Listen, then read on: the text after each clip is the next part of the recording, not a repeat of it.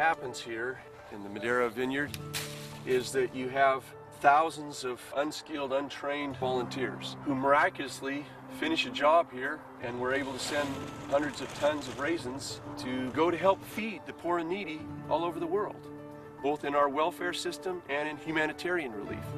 100% of this crop is going to be donated. It's going to go to hurricane victims, earthquake victims, tsunami victims, somebody that needs some food. Raisins are a healthy commodity. They ship well, they store well.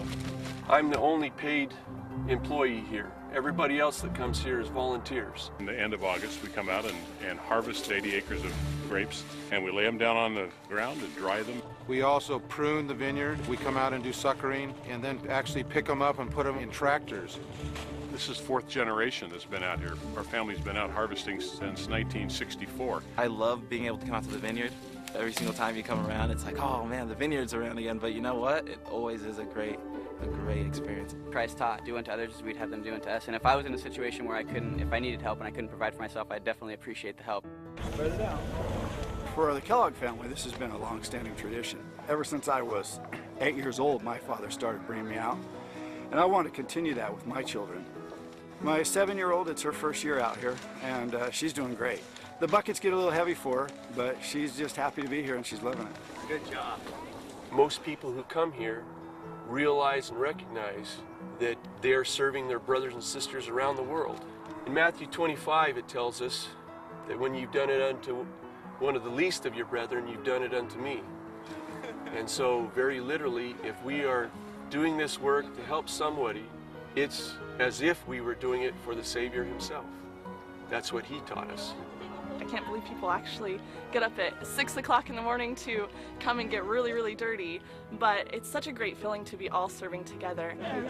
You see doctors, engineers, architects, members of the community, the high standing, and they come over here and you see them picking grapes like any regular brown brother.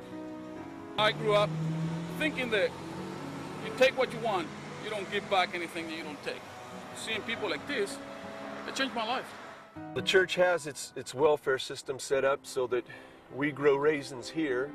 Somebody else grows apples, somebody else grows peaches, somebody else wheat, dairy, beef, and we have our own internal welfare system that if some of our members are out of a job or need help, they can go to the bishop and he'll help them with food and whatever, and he'll ask them to come out and work at my farm. And so it's kind of a pay it forward type of a system. I used to come out here to the vineyard and work, and never with the thought of someday I would need to receive the work that takes place here. A couple years ago, I was going to school and got laid off from work, so we were able to take advantage of the bishop's storehouse and get some food and get some raisins. Since that time that we received help, it totally changed our way of viewing things. We became more compassionate, and we made a point ourselves to come here and give service and help in any way we can. You know, obviously there's a lot of different welfare type programs that exist, and I think what really sets the church apart from other programs is that it's free, but you kind of come back and you do work. The great spirit of the vineyard is that you're serving others. It's a completely selfless act in coming here. One year at Christmas time, on Christmas Day when I came out to feed the dogs, the Spanish ward was here from Madera, and they were out here pruning. Some of these people working 7 days a week, and the only day they had off in 3 or 4 weeks, and the only day they would have off for another 4 or 5 weeks would be Christmas Day.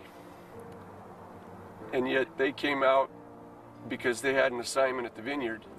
They gave up their Christmas to come work in the Lord's vineyard.